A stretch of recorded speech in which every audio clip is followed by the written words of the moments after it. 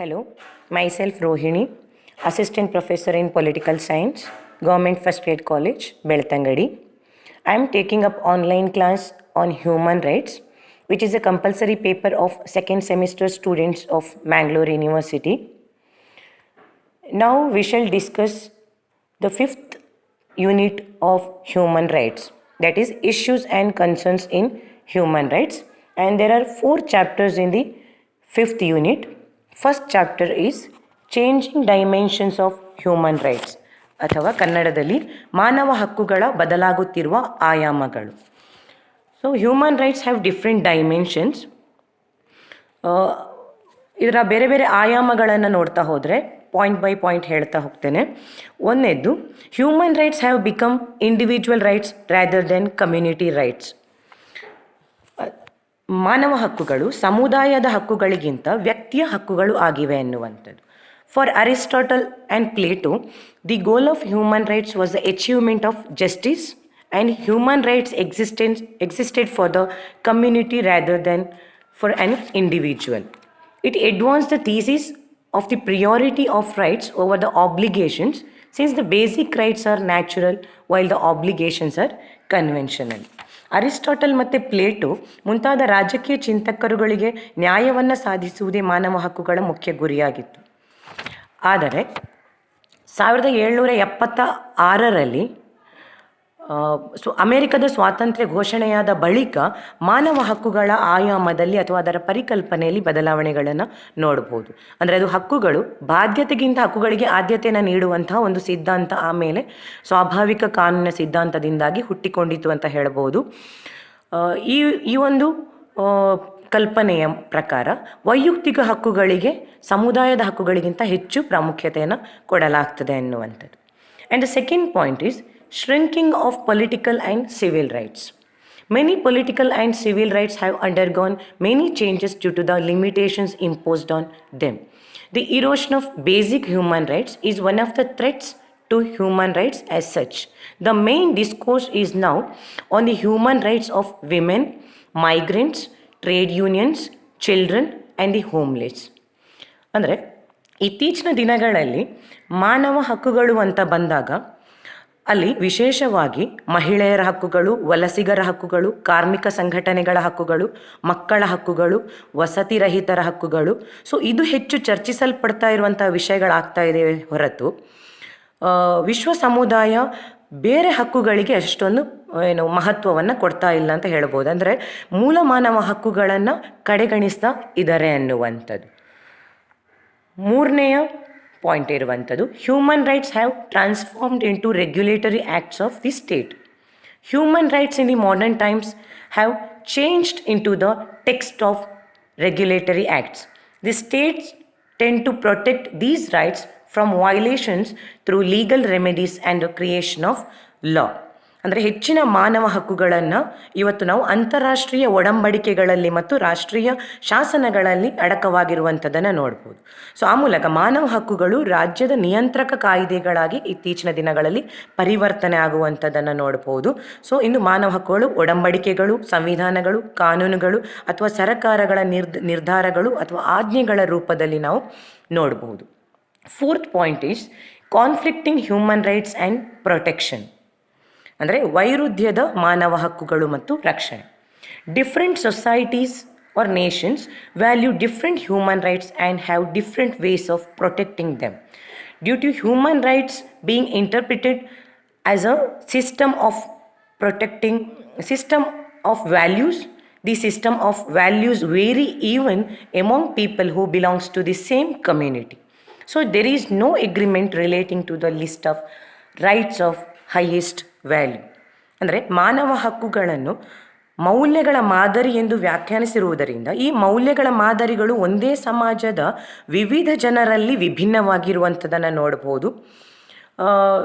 ಜೊತೆಗೆ ಪಶ್ಚಿಮಕ್ಕೆ ಹೋಲಿಕೆ ಮಾಡಿದರೆ ಏಷ್ಯಾದಲ್ಲಿ ರಾಜಕೀಯ ಮತ್ತು ನಾಗರಿಕ ಹಕ್ಕುಗಳಿಗೆ ಮೌಲ್ಯ ಕಡಿಮೆ. ಸೊ ಇಂದು ಬೇರೆ ಬೇರೆ ಸಮಾಜಗಳು, ಬೇರೆ ಬೇರೆ ರಾಷ್ಟ್ರಗಳು ವಿವಿಧ ರೀತಿಯಲ್ಲಿ ಮಾನವ ಹಕ್ಕುಗಳನ್ನು ಗೌರವಿಸಿರುವಂಥದ್ದು ಅಥವಾ ಅದನ್ನು ರಕ್ಷಿಸ್ತಾ ಇರುವಂಥದ್ದನ್ನು ಕೂಡ ನಾವು ನೋಡಬಹುದು. ನೆಕ್ಸ್ಟ್ ಫಿಫ್ತ್ ಪಾಯಿಂಟ್, ಬಿಲ್ಡ್ಸ್ ಅ ಯುನೈಟೆಡ್ ಹ್ಯೂಮನ್ ವರ್ಲ್ಡ್ ಅಥವಾ ಇದು ಸಂಘಟಿತ ಮಾನವ ಪ್ರಪಂಚವೊಂದನ್ನು ನಿರ್ಮಿಸುತ್ತದೆ ಎನ್ನುವಂಥದ್ದು. Human rights have the dimension of building a United human world that promises equality for all living in dignity and love and being valued by the society. By declaring all men as equal, it does not try to make them identical or take away their identity. ಅಂದರೆ ಇದೊಂದು ಸಂಘಟಿತ ಮಾನವ ಪ್ರಪಂಚವನ್ನು ನಿರ್ಮಿಸಲು ಸಹಾಯಕಾರಿಯಾಗಿದೆ ಎನ್ನುವಂಥದ್ದು. ಮಾನವ ಹಕ್ಕುಗಳಿಗೆ ಸಂಘಟಿತ ಮಾನವ ಪ್ರಪಂಚವೊಂದನ್ನು ನಿರ್ಮಿಸುವಂಥ ಶಕ್ತಿ ಇದೆ ಎನ್ನುವಂಥದ್ದು. ಅಲ್ಲಿ ಎಲ್ಲರೂ ಸಮಾನವಾದ ಗೌರವದಿಂದ ಹಾಗೂ ಪ್ರೀತಿಯಿಂದ ಬದುಕುವ ಆಶ್ವಾಸನೆಗಳು ಇರ್ತವೆ. ಇದು ಮಾನವ ಹಕ್ಕುಗಳ ಒಂದು ಪ್ರಮುಖವಾದ ಆಯಾಮ ಅಂತ ಹೇಳ್ಬೋದು ಇತ್ತೀಚಿನ ದಿನಗಳಲ್ಲಿ. 6th point, human rights have imposed limitations on authorities. Today, the value of human rights and advocacy by international organizations and conventions have put limitations on national governments. The thesis is that it is possible to achieve economic prosperity with an iron hand with rules, and order is becoming increasingly redundant. ಅಂದರೆ ಮಾನವ ಹಕ್ಕುಗಳು ಅಧಿಕಾರಿ ವರ್ಗಗಳ ಮೇಲೆ ಮಿತಿಯನ್ನು ಹೇರಿವೆ ಎಂದು. ಇನ್ನು ಮಾನವ ಹಕ್ಕುಗಳು ಮೌಲ್ಯಗಳು, ಅಂತಾರಾಷ್ಟ್ರೀಯ ಸಂಘಟನೆಗಳ ವಕಾಲತ್ತುಗಳು ಮತ್ತು ಒಡಂಬಡಿಕೆಗಳು, ರಾಷ್ಟ್ರೀಯ ಸರ್ಕಾರಗಳ ಮೇಲೆ ಮಿತಿಯನ್ನು ಹೇರಿವೆ.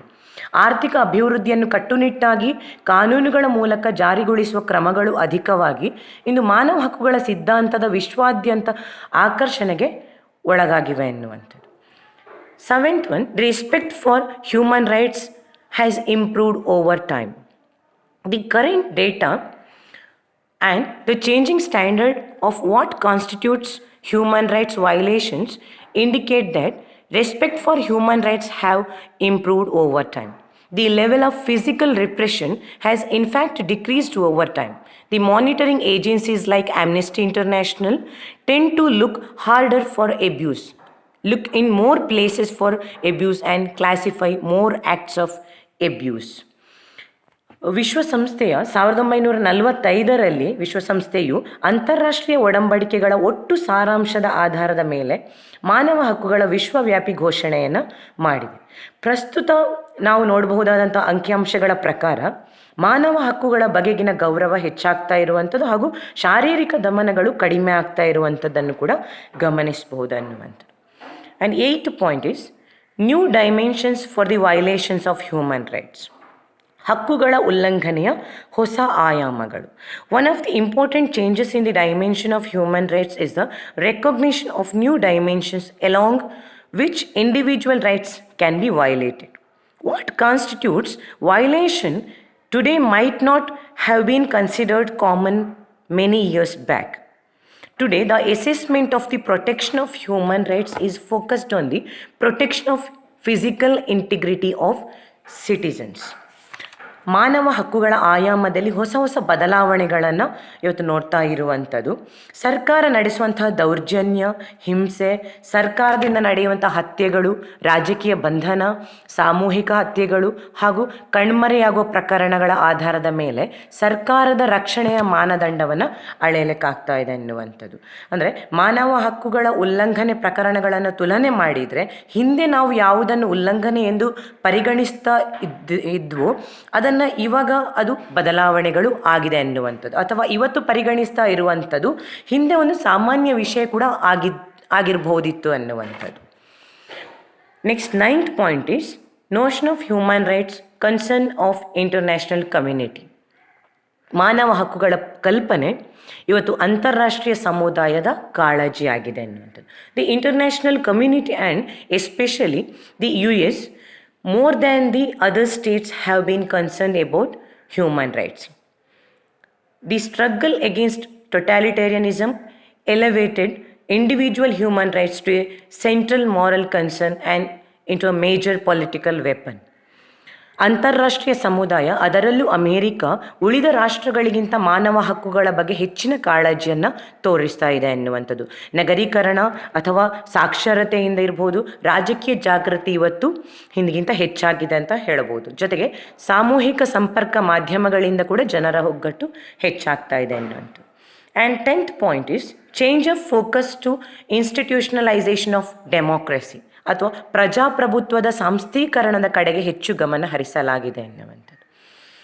With fall of communism, the issue of foreign policy has shifted from the abuse of individuals by political power of the state to the institutionalization of democracy as a system. So democracy today is seen as a right since it respects human rights. ಅಂದರೆ ಮಾನವ ಹಕ್ಕುಗಳನ್ನು ಗೌರವಿಸ್ತಾ ಇರೋದ್ರಿಂದ ಜನ ಅದನ್ನು ಹಕ್ಕಾಗಿ ಪರಿಗಣಿಸ್ತಾ ಇದ್ದಾರೆ. So ಅದರಿಂದಾಗಿ ಪ್ರಜಾಪ್ರಭುತ್ವ ಒಂದು ವ್ಯವಸ್ಥೆಯಾಗಿ ಹೆಚ್ಚು ಇವತ್ತು ಬೆಳೀತಾ ಇರುವಂಥದ್ದನ್ನು ನೋಡ್ಬೋದು. ಪ್ರಜಾಪ್ರಭುತ್ವವನ್ನು ಒಂದು ವ್ಯವಸ್ಥೆಯಾಗಿ ಬಲಪಡಿಸುವುದೇ ವಿಶ್ವ ಶಾಂತಿಗಿರುವಂಥ ಒಂದು ನೇರ ಕೊಡುಗೆ ಅಂತ ಪರಿಗಣಿಸಲಾಗ್ತಾ ಇದೆ ಎನ್ನುವಂಥದ್ದು. ನೆಕ್ಸ್ಟ್ ಇದಿಷ್ಟು ಫಸ್ಟ್ ಚಾಪ್ಟರ್ ಬಗ್ಗೆ ಆದರೆ next we shall move on to second chapter of the 5th unit, that is challenges to human rights promotion in India. ಭಾರತದಲ್ಲಿ ಮಾನವ ಹಕ್ಕುಗಳ ಬಲವರ್ಧನೆಗೆ ಇರುವ ಸವಾಲುಗಳು. ಮುಖ್ಯವಾಗಿ ಯಾವುದೆಲ್ಲ ನಮ್ಮಲ್ಲಿರುವಂತಹ ಒಂದು ಸವಾಲುಗಳು ಅಂತ ನೋಡಲಿಕ್ಕೆ ಹೋದರೆ ಭಾರತದಲ್ಲಿ ಮುಖ್ಯವಾಗಿ ಒಂದನೇದು ಪಾವರ್ಟಿ, ಎರಡನೇದಾಗಿ ಇಲ್ಲಿಟ್ರಸಿ, ಮೂರನೇದಾಗಿ ಕಮ್ಯುನಲ್ ಆ್ಯಂಡ್ ಕಾಸ್ಟ್ ಕಾನ್ಫ್ಲಿಕ್ಟ್ಸ್, ನಾಲ್ಕನೇದಾಗಿ patriarchal values and 5th one is lack of inclusive development. So ಮೊದಲನೆಯದು first one is poverty. How poverty become a challenge to the human rights promotion in India. So in poor countries where the survival is at stake, poverty is measured in absolute terms. That is the amount of money necessary to meet basic needs such as food, clothing and shelter. In India, the latest National Sample Survey Organization figures indicate that poverty is highest among the marginalized groups in India, with India becoming the most populous country in the world by 2025. Providing sufficient food and nutrition to its population is going to be a serious challenge in the coming years. And poverty undermines economic, social and cultural rights of the people. ಬಡತನ ಅನ್ನುವಂಥದ್ದು ಒಂದು ಅಂತಾರಾಷ್ಟ್ರೀಯ ವಿಷಯವಾಗಿದ್ದು ಅದನ್ನು ಸಂಕುಚಿತ ಆರ್ಥಿಕ ದೃಷ್ಟಿಕೋನದಿಂದ ನೋಡಲಾಗುತ್ತಿದೆ. ಜನರಿಗೆ ಆಹಾರ, ವಸತಿ ಮತ್ತು ಧರಿಸಲು ಬೇಕಾದ ಬಟ್ಟೆಗಳ ಅಗತ್ಯಕ್ಕೆ ಬೇಕಾದ ಹಣದ ಆಧಾರದಲ್ಲಿ ಇವತ್ತು ಬಡತನವನ್ನು ಅಳೆಯಲಾಗ್ತಾ ಇದೆ. ಭಾರತ ಸುಮಾರು 2025ಕ್ಕೆ ಅತ್ಯಂತ ಹೆಚ್ಚು ಜನಸಂಖ್ಯೆ ಇರುವಂಥ ರಾಷ್ಟ್ರವಾಗಲಿದ್ದು ಜನರಿಗೆ ಬೇಕಾದಷ್ಟು ಆಹಾರ, ಪೋಷಣೆ ಒದಗಿಸುವುದು ಬಹುಶಃ ಬರುವ ವರ್ಷಗಳಲ್ಲಿ ಗಂಭೀರದ ಸವಾಲಾಗಲಿದೆ.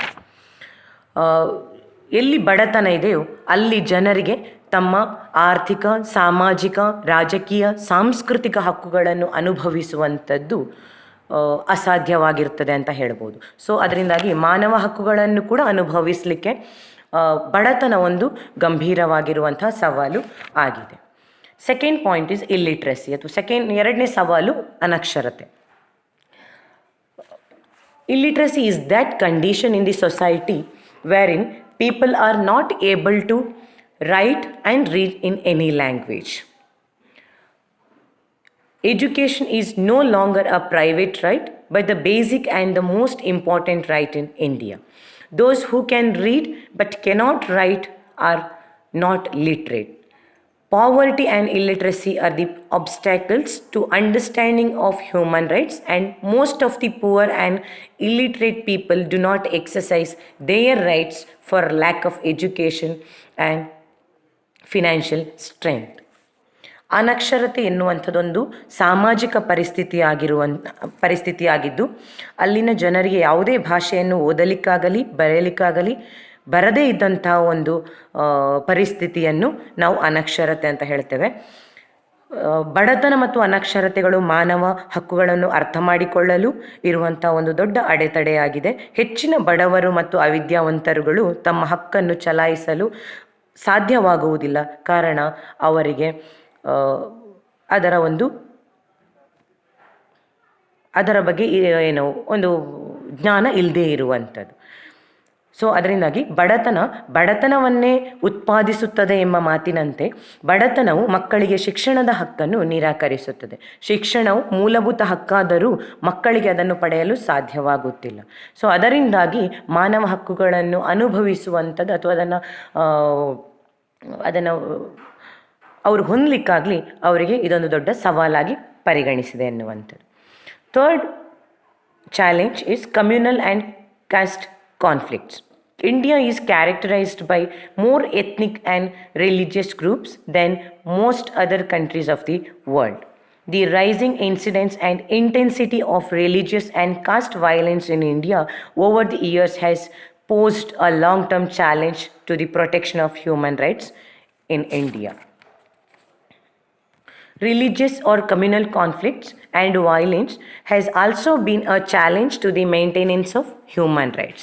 In India, everyone has the right to follow his or her religion, but India could not free itself of the curse of communalism after more than 7 decades of independence. ಕೋಮು ಮತ್ತು ಜಾತಿ ಸಂಘರ್ಷಗಳು ಪ್ರಪಂಚದ ಇತರ ರಾಷ್ಟ್ರಗಳಿಗೆ ಹೋಲಿಸಿದಾಗ ಭಾರತದಲ್ಲಿ ಅತ್ಯಂತ ಹೆಚ್ಚು ಜನಾಂಗೀಯ ಮತ್ತು ಧಾರ್ಮಿಕ ಗುಂಪುಗಳಿವೆ. ಭಾರತದಲ್ಲಿ ಇತ್ತೀಚೆಗೆ ಉಲ್ಬಣಿಸುತ್ತಿರುವ ಮತೀಯ ಹಾಗೂ ಜಾತಿ ಸಂಘರ್ಷಗಳು ಮಾನವ ಹಕ್ಕುಗಳ ರಕ್ಷಣೆಗೆ ದೊಡ್ಡ ಸವಾಲಾಗಿ ಪರಿಣಮಿಸಿದೆ. ಮತೀಯ ಹಾಗೂ ಕೋಮು ಸಂಘರ್ಷಗಳು ಅಥವಾ ಹಿಂಸೆಗಳು ಕೂಡ ಮಾನವ ಹಕ್ಕುಗಳು ಜಾರಿಗೆ ಸವಾಲಾಗಿ ಪರಿಣಮಿಸಿದೆ. ಭಾರತದಲ್ಲಿ ಪ್ರತಿಯೊಬ್ಬ ವ್ಯಕ್ತಿಗೂ ಅವನದೇ ಆದ ಧರ್ಮವನ್ನು ಅನುಸರಿಸುವ ಹಕ್ಕಿದೆ. ಆದರೂ ಸ್ವಾತಂತ್ರ್ಯ ಪಡೆದು 7 ದಶಕಗಳು ಸಂದರೂ ಕೂಡ ಭಾರತ ಕೋಮು ಗಲಭೆಗಳಿಂದ ಮುಕ್ತವಾಗಿಲ್ಲ ಅಂತ ಹೇಳ್ಬೋದು. Next fourth point is patriarchal values, ಪಿತೃಪ್ರಧಾನ ಮೌಲ್ಯಗಳು. Patriarchal values leads to patriarchal violence against women, which is rooted in the patriarchal power structures it defends. It is the biggest challenge to women in India, regardless of a woman's experience, education or abilities. The patriarchal nature of Indian society fosters the perception that women are less qualified and less competent than men. ಪಿತೃಪ್ರಧಾನ ಮೌಲ್ಯಗಳಿರುವಂತಹ ಸಮಾಜಗಳಲ್ಲಿ ಮಹಿಳೆಯರ ವಿರುದ್ಧ ಪುರುಷರ ಹಿಂಸೆ ಜಾಸ್ತಿ ಆಗ್ತಾ ಇರುವಂಥದ್ದು, ಜೊತೆಗೆ ಅದರ ರಚನೆಯನ್ನು, ಅವರ ಪಿತೃಗಳ ಅಧಿಕಾರ ರಚನೆಯನ್ನು ಕೂಡ ಸಮರ್ಥಿಸಲಾಗ್ತಾ ಇದೆ ಎನ್ನುವಂಥದ್ದು. ಭಾರತದಲ್ಲಿ ಮಹಿಳೆಯರಿಗೆ ಇರುವಂತಹ ಒಂದು ಅತಿ ದೊಡ್ಡ ಸವಾಲು ಅಂತ ಹೇಳಿದರೆ ಈ ಪಿತೃಪ್ರಧಾನ ಮೌಲ್ಯಗಳು.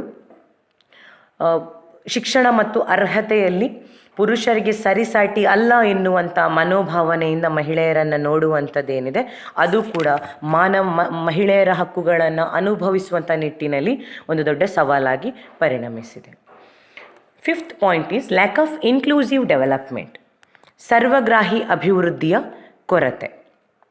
Inclusive development is a concept which advances equitable opportunities for economic participants during economic growth with benefits to all sections of society. The relationship between human rights and inclusive development has been long debated. Inclusive development brings into play dimensions of well-being, in particular health and education of the marginalized and excluded.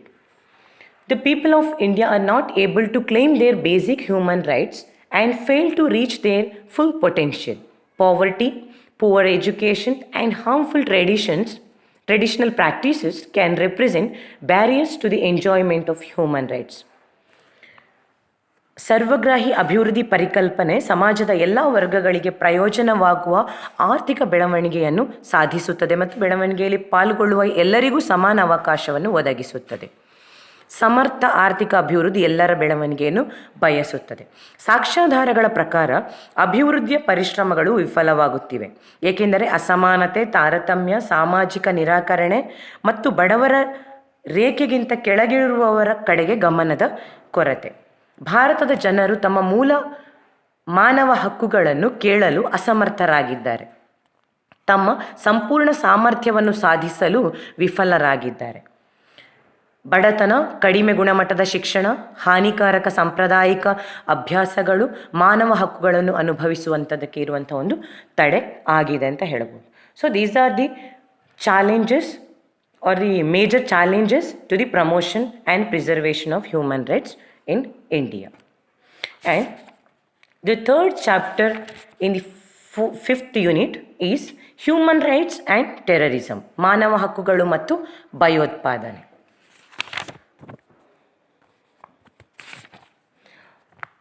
Terrorism is a violent behavior intended to generate fear in the community for political purposes.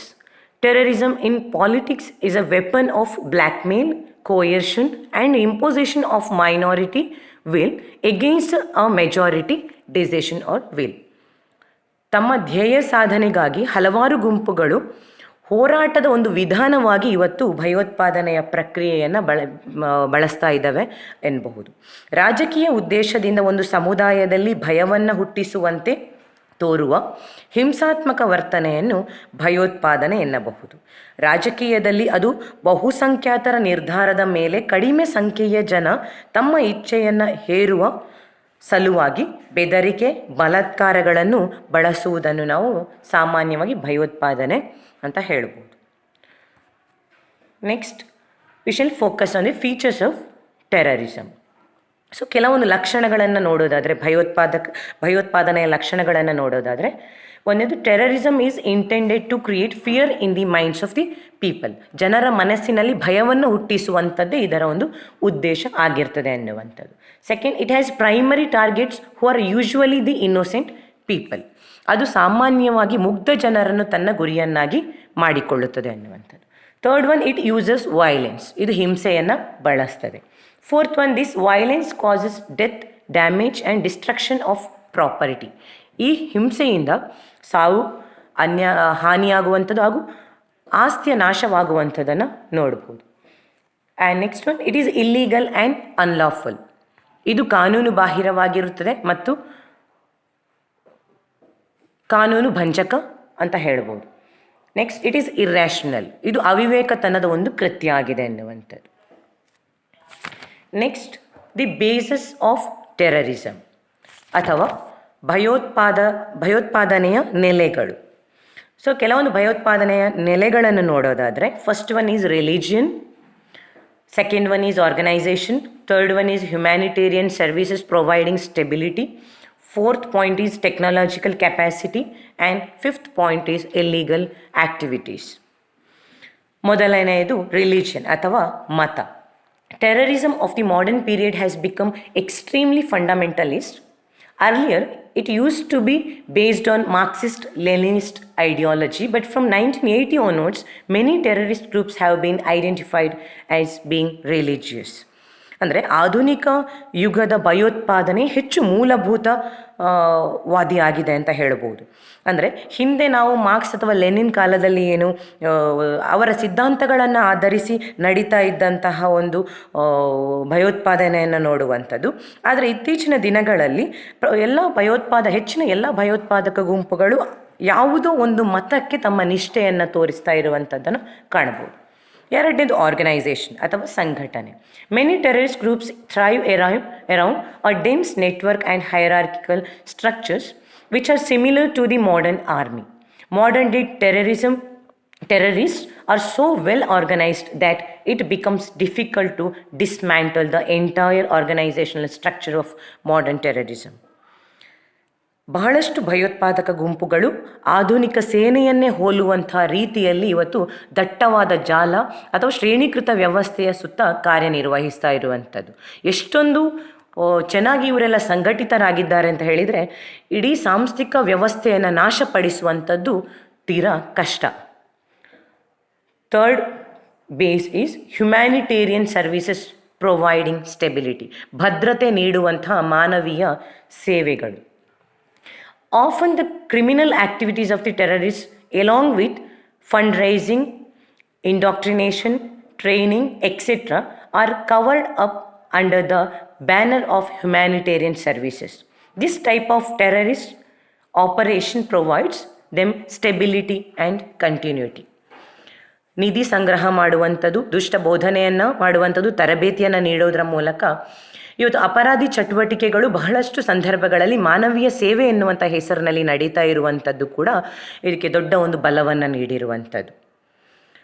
ಕೆಲವೊಂದು ಉಗ್ರಗಾಮಿ ಗುಂಪುಗಳು ಇವತ್ತು ಅವ್ರದ್ದೇ ಆದಂತಹ fax ಇರ್ಬೋದು ಅಥವಾ networks ಇರ್ಬೋದು, ಸ್ವಂತ ವೆಬ್ಸೈಟ್ ಇರ್ಬೋದು. ಸೊ ಇವೆಲ್ಲವನ್ನು ಹೊಂದಿರುವಂಥದ್ದು ಕೂಡ ಆ ಮೂಲಕ ಅವರು ತಮ್ಮ ಬೌಂಡ್ರಿಯನ್ನು ದಾಟಿ ಕೂಡ ಕಾರ್ಯಾಚರಣೆಯನ್ನು ಅಥವಾ ಚಟುವಟಿಕೆಗಳನ್ನು ನಡೆಸಲಿಕ್ಕೆ ಇವರಿಗೆ ಸಹಾಯ ಆಗ್ತಾ ಇದೆ ಅನ್ನುವಂಥದ್ದು. ನೆಕ್ಸ್ಟ್ ಒನ್, ಟೆಕ್ನಾಲಜಿಕಲ್ ಕೆಪ್ಯಾಸಿಟಿ, ತಂತ್ರಜ್ಞಾನದ ಸಾಮರ್ಥ್ಯ.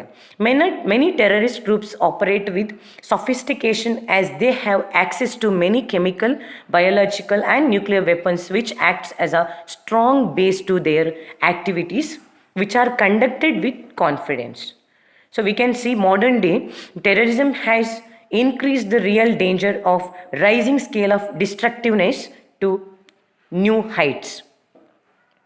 For example, the evidence of 11th September attack on World Trade Organization. ತಂತ್ರಜ್ಞಾನದ ಸಾಮರ್ಥ್ಯ ಕೂಡ ಕೆಲವೊಂದು ಗುಂಪುಗಳಿಗೆ ಇವತ್ತು ರಾಸಾಯನಿಕ, ಜೈವಿಕ ಅಣ್ವಸ್ತ್ರಗಳು ಕೂಡ ಎಟಕುವಂತಿದ್ದು ಅವು ಅತ್ಯಾಧುನಿಕ ರೀತಿಯಲ್ಲಿ ಕಾರ್ಯವೆಸಗ್ತಾ ಇರುವಂಥದ್ದನ್ನು ನೋಡಬಹುದು. ಆಧುನಿಕ ಕಾಲದ ಭಯೋತ್ಪಾದನೆಯ ವಿನಾಶಕಾರಿ ಶಕ್ತಿ ತುಂಬ ಎತ್ತರಕ್ಕೇರಿದು ಅದು ನೈಜ ಅಪಾಯವನ್ನು ನಮ್ಮ ಮುಂದೆ ತಂದೊಡ್ಡಿರುವಂಥದ್ದು. And last base is illegal activities. Many terrorist carry on illegal activities such as drug trafficking, which provide them large amount of money. For instance, under Taliban, out of 31 provinces, 18 were under illicit cultivation of opium. So, such illegal activities provide financial strength to the terrorist networks. ಅಂದರೆ ಕೆಲವೊಂದು ಕಾನೂನು ಬಾಹಿರವಾಗಿರುವಂಥ ಚಟುವಟಿಕೆಗಳು ಕೂಡ ಇವತ್ತು ಭಯೋತ್ಪಾದಕ ಜಾಲಗಳಿಗೆ ಅಥವಾ ಅವರ ಚಟುವಟಿಕೆಗಳಿಗೆ ಹಣಕಾಸಿನ ಬಲವನ್ನು ಒದಗಿಸ್ತಾ ಇದೆ ಅನ್ನುವಂಥದ್ದು. ಈ ಎಲ್ಲ ಕಾರಣಗಳಿಗೋಸ್ಕರ ಇವತ್ತು ಭಯೋತ್ಪಾದನೆಯ ಚಟುವಟಿಕೆಗಳು ಹೆಚ್ಚು ಬೆಳೀತಾ ಇರುವಂಥದ್ದು ಅಂತ ಹೇಳ್ಬೋದು. ನೆಕ್ಸ್ಟ್, ಭಯೋತ್ಪಾದನೆಯ ಪರಿಣಾಮಗಳು. ಒಂದನೇದ್ದು, first point is creation of a fear ಸೈಕೋಸಿಸ್ ಅಥವಾ ಭಯೋತ್ಪಾದನೆಯ ಪರಿಣಾಮಗಳನ್ನು ನೋಡಿದರೆ ಅದರಲ್ಲಿ ಮೊದಲನೇದು ಭಯದ ವಾತಾವರಣವನ್ನು ಸೃಷ್ಟಿಸುವಂಥದ್ದು. Many terrorist attacks create fear ಸೈಕೋಸಿಸ್ among people and hamper the development programmes of the government. ಅಂದರೆ ಭಯೋತ್ಪಾದಕ ದಾಳಿಗಳು ಜನರ ನಡುವೆ ಭಯದ ವಾತಾವರಣ ಸೃಷ್ಟಿಸುವಂಥದ್ದು ಮತ್ತು ಸರ್ಕಾರದ ಅಭಿವೃದ್ಧಿ ಕಾರ್ಯಕ್ರಮಗಳಿಗೆ ತಡೆಯನ್ನು ಒಡ್ತವೆ ಅನ್ನುವಂಥದ್ದು. ಎಷ್ಟೋ ಸಲ ಭಯೋತ್ಪಾದಕರು ಎಸಗಿದಂತಹ ಒಂದು ಹಾನಿಯಿಂದಾಗಿ, ಅವರು ಮಾಡಿದಂತಹ ಹಾನಿಯಿಂದಾಗಿ ಪರಿಹಾರಕ್ಕಾಗಿ ಸಂತ್ರಸ್ತ ರಾಷ್ಟ್ರಗಳು ದೊಡ್ಡ ಮೊತ್ತದ ಹಣವನ್ನು ವ್ಯಯಿಸಬೇಕಾಗ್ತದೆ. ಇದು ಅವರ ಒಂದು ಆರ್ಥಿಕ ಸ್ಥಿತಿ ಅಥವಾ ಆರ್ಥಿಕವಾಗಿರುವಂಥ ಆ ರಾಷ್ಟ್ರದ ಆರ್ಥಿಕತೆಗೆ ಒಂದು ದೊಡ್ಡ ಹೊರೆಯನ್ನು ಮಾಡ್ತದೆ ಅನ್ನುವಂಥದ್ದು. ಎರಡನೇದು, it erodes the authority of the state, ಸರ್ಕಾರದ ಅಧಿಕಾರವನ್ನು ದುರ್ಬಲಗೊಳಿಸ್ತದೆ. Majority of the terrorists have transnational linkages and they carry on their operations in such a way that it appears worse than the conventional war. ಅಂದರೆ ಅವರ ಕಾರ್ಯಾಚರಣೆ ಎಷ್ಟು ಕ್ರೂರವಾಗಿರ್ತದೆ ಅಂತ ಹೇಳಿದರೆ ಹಳೆ ಕಾಲದ ಯುದ್ಧಕ್ಕಿಂತಲೂ ಹೆಚ್ಚು ಕೆಟ್ಟದಾಗಿರ್ತದೆ ಅನ್ನುವಂಥದ್ದು. ಕೆಲವೊಮ್ಮೆ ತಮ್ಮ ಭದ್ರತಾ ಪಡೆ ಅಥವಾ ಸೇನೆಯ ಮೂಲಕ ಪ್ರತಿ ಭಯೋತ್ಪಾದನೆ ಚಟುವಟಿಕೆಗಳನ್ನು, ಅಂದರೆ ಅದಕ್ಕೆ ಪ್ರತ್ಯುತ್ತರವಾಗಿ ಭಯೋತ್ಪಾದನೆ ಚಟುವಟಿಕೆಗಳನ್ನು ಕೂಡ ನಡೆಸುವಂಥದ್ದು ನಾವು ಕೆಲವೊಂದು ರಾಷ್ಟ್ರಗಳು ನಡೆಸುವಂಥದ್ದನ್ನು ನೋಡಬಹುದು ಅನ್ನುವಂಥದ್ದು. ಸೊ ಈ ಮೂಲಕ ಏನಾಗ್ತದೆ ಅಂತ ಹೇಳಿದರೆ ಕೆಲವೊಂದು ಸರ್ಕಾರಗಳು ಎಷ್ಟು ಪ್ರಯತ್ನಿಸಿದರೂ ಕೂಡ ಭಯೋತ್ಪಾದನೆಯನ್ನು ನಿಯಂತ್ರಣದಲ್ಲಿ ಇಡ್ಲಿಕ್ಕಾಗೋದಿಲ್ಲ ಅಥವಾ ಅದನ್ನು ತಡೆಯುವಲ್ಲಿ ವಿಫಲ ಆದಂಥ ಸಂದರ್ಭದಲ್ಲಿ ಸರ್ಕಾರದ ಅಧಿಕಾರದ ಘನತೆ ಅಲ್ಲಿಗೆ ಕಡಿಮೆ ಆಗ್ತದೆ ಅನ್ನುವಂಥದ್ದು. Third point is alienation of people ಅಥವಾ ಜನತೆಯ ಪರಕೀಯತೆ. It is common for states affected by terrorism to make laws which tend to deprive the civil liberties and human rights of ordinary people. Illegal detention, house-to-house searches, denial of privacy, encounter deaths, harassment and punishments are the ways through which the state displays its power to deal with the terrorists. ಇದು ಜನತೆಯ ಪರಕೀಯತೆಯನ್ನು ಮಾಡ್ತದೆ ಅನ್ನುವಂಥದ್ದು. ಅಂದರೆ ಭಯೋತ್ಪಾದನೆಯಿಂದ ತೊಂದರೆಗೀಡಾದ ರಾಷ್ಟ್ರಗಳು ಅದರ ತಡೆಗಾಗಿ ಹೊಸ ಕಾನೂನುಗಳನ್ನು ಜಾರಿಗೊಳಿಸಬೇಕಾಗ್ತದೆ. ಕಾನೂನು ಬಾಹಿರವಾಗಿರುವಂಥ ಬಂಧನಗಳನ್ನು ಮಾಡುವಂಥದ್ದು, ಮನೆಯನ್ನು ಶೋಧ ಮಾಡುವಂಥದ್ದು, ಖಾಸಗಿತನದ ನಿರಾಕರಣೆಯನ್ನು ಮಾಡುವಂಥದ್ದು, ಎನ್ಕೌಂಟರ್ ಸಾವುಗಳು ಅಥವಾ ಕಿರುಕುಳ ಶಿಕ್ಷೆ ಮುಂತಾದವುಗಳ ಮೂಲಕ ಸರ್ಕಾರಗಳು ಭಯೋತ್ಪಾದನೆಯ ದಮನಕ್ಕೆ ಪ್ರಯತ್ನಗಳನ್ನು ಮಾಡಬೇಕಾಗ್ತದೆ. ಸೊ ಇದರಿಂದ ಎಷ್ಟೋ ಒಂದು ಮುಗ್ಧ ಜನರಿಗೆ ತೊಂದರೆ ಆಗ್ತದೆ ಅಂತ ಹೇಳ್ಬೋದು. And next point is endangers democracy, ಅಥವಾ ಇದು ಪ್ರಜಾಪ್ರಭುತ್ವವನ್ನು ಅಪಾಯಕ್ಕೀಡು ಮಾಡುತ್ತದೆ ಅನ್ನುವಂಥದ್ದು. Terrorism destroys the fabric of democratic society as it induces insecurity and rebellion apart from hampering the smooth democratic process. There is a tendency of violence and suspicion which destroys the principle of peaceful coexistence of people. ಅಂದರೆ ಸಹಜ ಪ್ರಜಾಸತ್ತಾತ್ಮಕ ಪ್ರಕ್ರಿಯೆಗೆ ತಡೆಯೊಡ್ಡುವುದಲ್ಲದೆ ಅಭದ್ರತೆ ಮತ್ತು ಬಂಡುಕೋರ ಪ್ರವೃತ್ತಿಗೆ ಪ್ರಚೋದನೆ ನೀಡುವ ಮೂಲಕ ಭಯೋತ್ಪಾದನೆಯು ಪ್ರಜಾಸತ್ತಾತ್ಮಕ ಸಮಾಜದ ಸ್ವರೂಪವನ್ನೇ ಹಾಳುಗೆಡವುತ್ತದೆ ಎನ್ನುವಂಥದ್ದು. ಸೊ ಆ ಮೂಲಕ ಪ್ರಜಾಪ್ರಭುತ್ವಕ್ಕೆ ಕೂಡ ಇದೊಂದು ದೊಡ್ಡ ಸವಾಲಾಗಿ, ಅಥವಾ ಪ್ರಜಾಪ್ರಭುತ್ವದ ತತ್ವಗಳಿಗೆ ಒಂದು ದೊಡ್ಡ ಸವಾಲಾಗಿದೆ, ಅಥವಾ ಪ್ರಜಾಪ್ರಭುತ್ವವನ್ನೇ ಇದು ಅಪಾಯಕ್ಕೀಡು ಮಾಡುವಂತಹ ಒಂದು ಸಂದರ್ಭಗಳು ಬರಬಹುದು ಅನ್ನುವಂಥದ್ದು. Next point is hampers development process, ಅಭಿವೃದ್ಧಿ ಪ್ರಕ್ರಿಯೆಗಳಿಗೆ ಅಡ್ಡಿ. Ultimately the terrorist destroys the confidence of the people and also the government, and naturally it hampers the development process within the country. ಅಂದರೆ ಜನತೆ ಮತ್ತು ಸರ್ಕಾರದ ಆತ್ಮವಿಶ್ವಾಸವನ್ನು ನಾಶಪಡಿಸೋದ್ರ ಮೂಲಕ ದೇಶದ ಅಭಿವೃದ್ಧಿಗೆ ದೊಡ್ಡ ಮಟ್ಟದಲ್ಲಿ ಒಂದು ತಡೆಯನ್ನು ಇದು ಒಡ್ಬಹುದನ್ನುವಂಥದ್ದು. So these are the major effects of terrorism. Next, remedies for terrorism, ಅಥವಾ ಭಯೋತ್ಪಾದನೆಯನ್ನು ತಡೆಗಟ್ಟುವಂತಹ ಅಂಶಗಳು ಅಥವಾ ತಡೆಗಟ್ಟಲಿಕ್ಕಿರುವಂತಹ ಕೆಲವೊಂದು ರೆಮಿಡೀಸ್ ಅಥವಾ ಸುಧಾರಣೆಗಳು ಯಾವುದೆಲ್ಲ ಅನ್ನುವಂಥದ್ದು. ಒಂದಿದು ಚೇಂಜಿಂಗ್ ದ ಮೈಂಡ್ ಸೆಟ್, ಅಥವಾ ಜನರ ಅದರ ಒಂದು ಅವರ ಮನಸ್ಥಿತಿಯನ್ನು ಬದಲು ಮಾಡುವಂಥದ್ದು. According to UNESCO, violence begins from the mind. It must therefore be uprooted from the mind itself. So the first step is changing the minds of individuals by taking them away from the culture of violence and bringing them closer to the culture of peace. ಅಂದರೆ ತುಂಬ ಸಂದರ್ಭಗಳಲ್ಲಿ ಅವರ ಮನಸ್ಥಿತಿಯನ್ನು ಬದಲಾವಣೆ ಮಾಡಿಕೊಳ್ಳೋದ್ರ ಮೂಲಕ ಅವರನ್ನು ಶಾಂತಿಯ ಸಂದೇಶಗಳನ್ನು ಅಥವಾ ಶಾಂತಿಯ ಕಡೆಗೆ ಅವರ ಒಲವನ್ನು ಹೆಚ್ಚಿಸುವಂತಹ ಪ್ರಯತ್ನಗಳನ್ನು ಮಾಡಬೇಕಾಗ್ತದೆ ಅನ್ನುವಂಥದ್ದು. ತುಂಬ ಸಂದರ್ಭಗಳಲ್ಲಿ ಯಾವಾಗ ನ್ಯಾಯವನ್ನು ಪಡ್ಕೊಳ್ಳಿಕ್ಕಾಗಲಿಲ್ಲ ಅಂತಹ ಸಂದರ್ಭದಲ್ಲಿ ಜನ ಹಿಂಸೆಯನ್ನು ಬಳಸುವಂಥದ್ದು ಅಥವಾ ಹಿಂಸೆಯ ಕಡೆಗೆ ಮುಖ ಮಾಡುವಂಥದ್ದನ್ನು ನೋಡ್ತೇವೆ.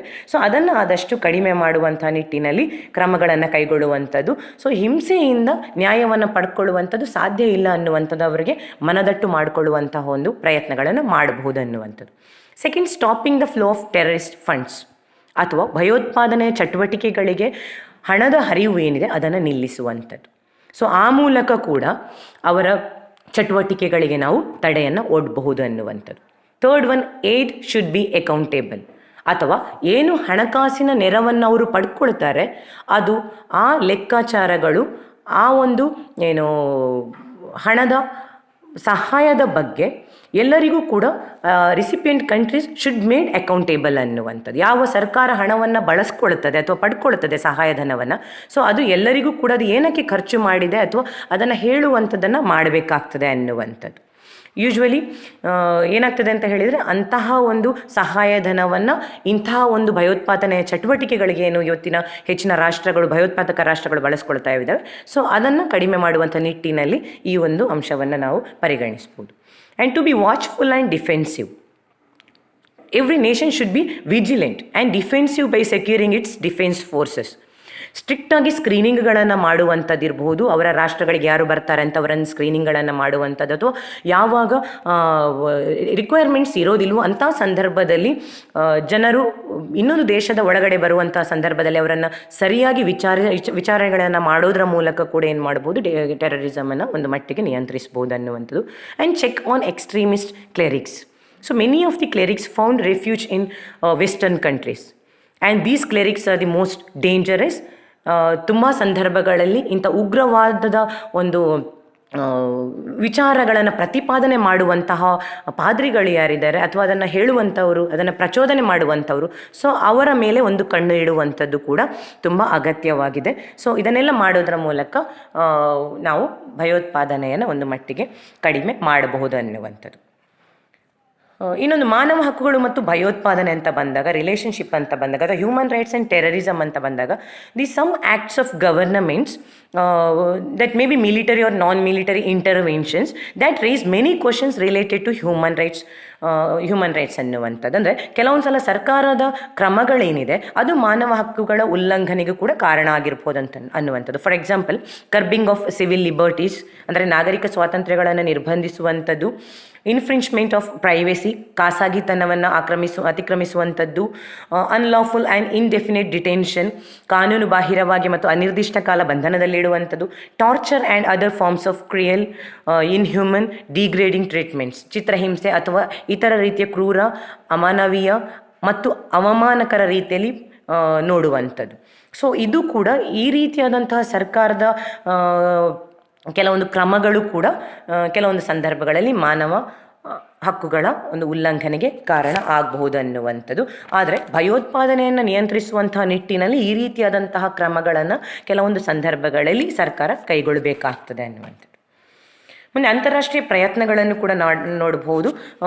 ಕೆಲವೊಂದು ಅಂತಾರಾಷ್ಟ್ರೀಯ ಪ್ರಯತ್ನಗಳು ಅಥವಾ ಇಂಟರ್ನ್ಯಾಷನಲ್ ಎಫರ್ಟ್ಸನ್ನು ನೋಡಿದರೆ, so there are some conventions regarding to overcome the terrorism in the international level. First one is the Convention on Offences and Certain Acts Committed on Board Aircraft. ವಿಮಾನ ಹತ್ತುವಾಗ ನಡೆಸುವಂಥ ಅಪರಾಧಗಳು ಹಾಗೂ ನಿಶ್ಚಿತ ತಪ್ಪುಗಳನ್ನು ತಡೆಯಲಿರುವಂಥ ಒಪ್ಪಂದ. ಎರಡನೇದು the convention for the suppression of unlawful acts against the safety of civil aviation, ಸುರಕ್ಷಿತ ವಾಯುಯಾನದ ವಿರುದ್ಧ ನಡೆಯುವ ಕಾನೂನು ಬಾಹಿರ ಚಟುವಟಿಕೆಗಳನ್ನು ದಮನಿಸುವಂತಹ ಒಪ್ಪಂದ. ಈ ರೀತಿಯಲ್ಲಿ ಕೆಲವೊಂದು ಅಂತಾರಾಷ್ಟ್ರೀಯ ಒಪ್ಪಂದಗಳನ್ನು ಕೂಡ ನಾವು ಈ ಒಂದು ಭಯೋತ್ಪಾದನೆಯನ್ನು ನಿಯಂತ್ರಿಸುವಂಥ ಅಥವಾ ತಡೆಯುವಂಥ ನಿಟ್ಟಿನಲ್ಲಿ ಮಾಡಿರುವಂಥದ್ದನ್ನು ನೋಡ್ಬೋದು.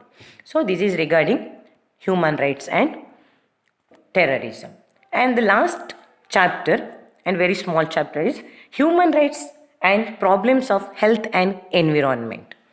ಅಂದರೆ ಮಾನವ ಹಕ್ಕುಗಳು ಮತ್ತು ಆರೋಗ್ಯ ಮತ್ತು ಪರಿಸರ ಸಮಸ್ಯೆಗಳು. Draft declaration on human rights and environment, ವಿಶ್ವಸಂಸ್ಥೆಯ ಮಾನವ ಹಕ್ಕುಗಳು ಮತ್ತು ಪರಿಸರದ ಮೇಲಿನ ಕರಡು ಘೋಷಣೆ 1994, ಅದರ ಆರ್ಟಿಕಲ್ 5 ಪ್ರಕಾರ all persons have the right to freedom from pollution, environmental degradation and activities that adversely affect the environment, threaten life, health, livelihood, well-being or sustainable development within, across or outside national boundaries. ಅಂದರೆ ವಿಶ್ವಸಂಸ್ಥೆಯ ಮಾನವ ಹಕ್ಕುಗಳು ಮತ್ತು ಪರಿಸರದ ಮೇಲಿನ curd ಘೋಷಣೆ 1994 ವಿಧಿ 5 ಪ್ರಕಾರ ಎಲ್ಲ ವ್ಯಕ್ತಿಗಳಿಗೆ ಮಾಲಿನ್ಯದಿಂದ, ಪರಿಸರದ ಅವನತಿಯಿಂದ ಮತ್ತು ಪರಿಸರದ ಮೇಲೆ ಪ್ರತಿಕೂಲ ಪರಿಣಾಮ ಬೀರುವ ಚಟುವಟಿಕೆಗಳಿಂದ ಮುಕ್ತವಾಗುವ, ಜೀವನಕ್ಕೆ, ಆರೋಗ್ಯಕ್ಕೆ, ಯೋಗಕ್ಷೇಮಕ್ಕೆ ಅಥವಾ ರಾಷ್ಟ್ರದ ಗಡಿಯೊಳಗೆ, ಗಡಿಯುದ್ದಕ್ಕೂ ಮತ್ತು ಹೊರಗೆ ಸಮರ್ಥನೀಯ ಅಭಿವೃದ್ಧಿಯ ಬೆದರಿಕೆಯಿಂದ ಪಾರಾಗುವ ಹಕ್ಕು ಇದೆ ಎನ್ನುವಂಥದ್ದು. ಸೊ ಇದು ವಿಶ್ವಸಂಸ್ಥೆಯ 1994ನ ಒಂದು ಡ್ರಾಫ್ಟ್ನ ಪ್ರಕಾರ ಇರುವಂತಹ ಒಂದು ಹೇಳಿಕೆ ಅಥವಾ ಆರ್ಟಿಕಲ್ 5 ಇದನ್ನು ಹೇಳುತ್ತದೆ ಅನ್ನುವಂಥದ್ದು. ಇವಾಗ ಮಾನವ ಹಕ್ಕುಗಳು ಮತ್ತು ಪರಿಸರ ರಕ್ಷಣೆಯ ನಡುವೆ ಏನು ಸಂಬಂಧ ಅಂತ ನೋಡಿದರೆ, there are some dimensions of relationship between human rights and environmental protection. First one, the environment is a prerequisite for the enjoyment of human rights. ಪರಿಸರವು ಮಾನವ ಹಕ್ಕುಗಳನ್ನು ಅನುಭವಿಸುವುದಕ್ಕೆ ಇರುವ ಅಗತ್ಯ ಅಂಶ ಆಗಿದೆ ಎನ್ನುವಂಥದ್ದು. Certain human rights are essential to ensure environmental protection.